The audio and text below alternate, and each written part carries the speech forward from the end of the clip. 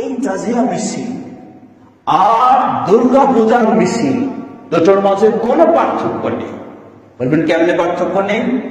কারণ তাজিয়া মিছিল হলো একটি রূপক কবর তৈরি করা হয় হোসেন রাদিয়াল্লাহু আনহু। এই রূপক কবর তৈরি করে সেটার কাছে তারা মাথা নত করে, সেখানে তারা মানত করে, সেখানে তারা তাদের কোরবানি করে।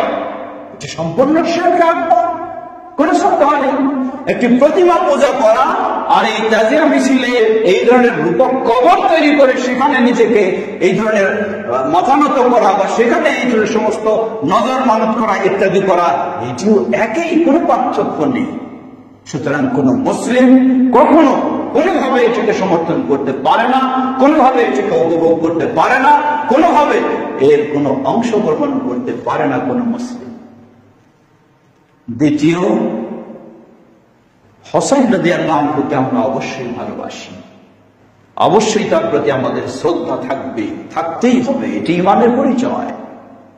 কিন্তু কখনো সীমা লঙ্ঘন করতে পারি না।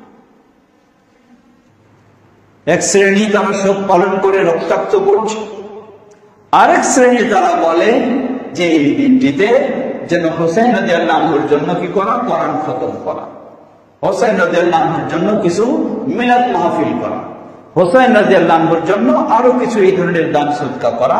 এটিও বিদআত, এটিও উচিত নয়, কারণ এটাও নবী সাল্লাল্লাহু আলাইহি ওয়াসাল্লামের সুন্নাহ অনুযায়ী কোনো মানুষ নয়।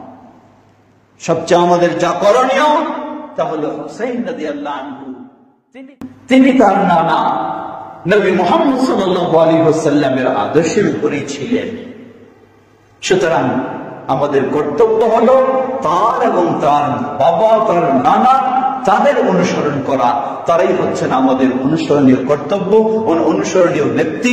অতএব যেভাবে নবী মুহাম্মদ সাল্লাল্লাহু আলাইহি ওয়াসাল্লাম ইসলাম রেখে গেছেন, আমাদের কর্তব্য হলো সেভাবেই তাদের অনুসরণ করা। আল্লাহ আমাদের সকলকে সে তৌফিক দান করুন।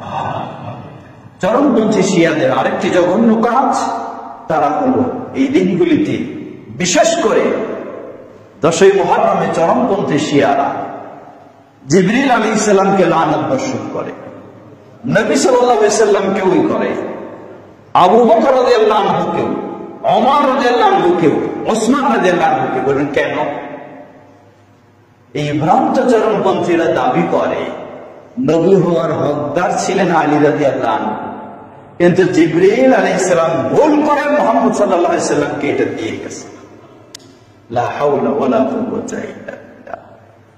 তারা একটা হাদিস তৈরি করে নিয়েছে, বিদায়ী হজ্জের ভাষণে নবী সাল্লাল্লাহু আলাইহি ওয়াসাল্লাম আলী রাদিয়াল্লাহু আনহুর হাত তুলে ধরে উঁচু করে বললেন যে তিনি হবেন আমার পরে খলিফা। এই হাদিস তৈরি করে নিয়েছে, শতভাগ বানানো।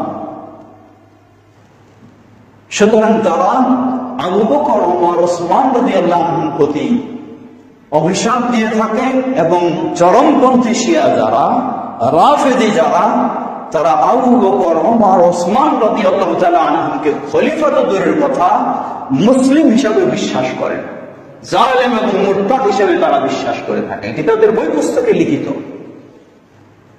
বানাওয়াটি কথা নয়।